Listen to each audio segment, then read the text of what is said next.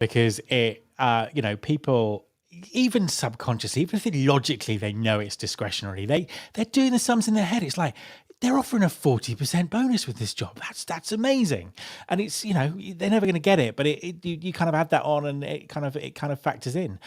You kind of mentioned there the other things that people are sort of giving instead of bonuses, wellness or all that kind of stuff. I mean, do you think that is effective? Do you think people are looking for something other than money, or is it sort of deep down actually, getting the right level of compensation is the most important thing?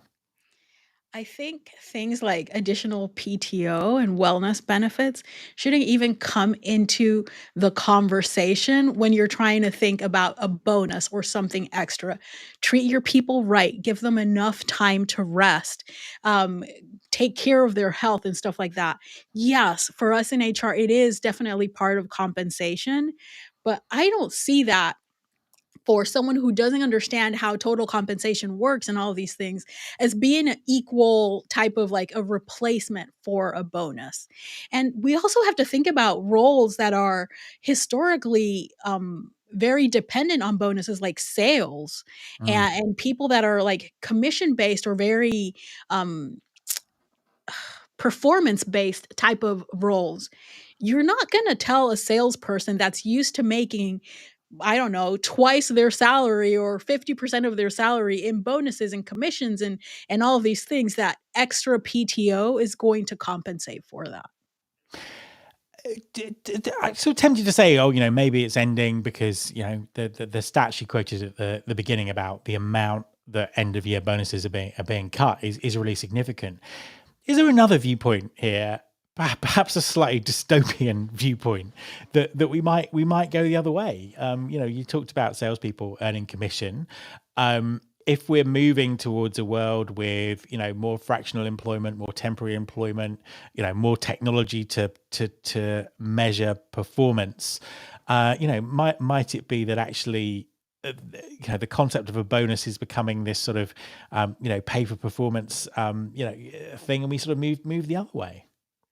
That's an interesting take on it. I hadn't thought about it that way, but yeah, I guess we'll see how it ends up going, but that's an interesting take, and I think companies that are working and relying a lot on, like, fractional and this type of work could, like, at the end of the day, they're still saving money off of having a full-time employee, or even if they do lower salaries and higher, like, that's how it's worked for sales and these types of Mm. roles for so many years, so who knows? Maybe that's the way we end up going.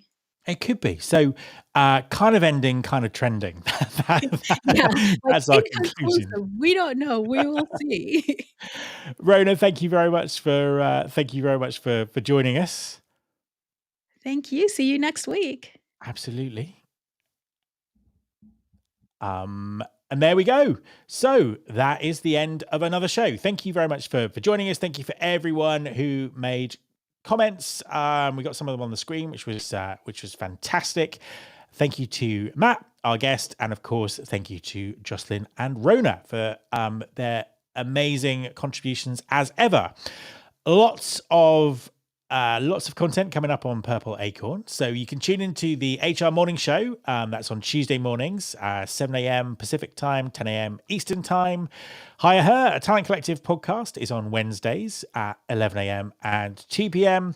My First Job with Mike Wood is on Thursdays at 11 a.m. and 2 p.m. From the Desk with Jada Montemorano is on Fridays at 11 a.m. and 2 p.m. And of course, the Order Hour will be coming up next Monday. Listen out for the podcast. We put clips of the show all across LinkedIn all week.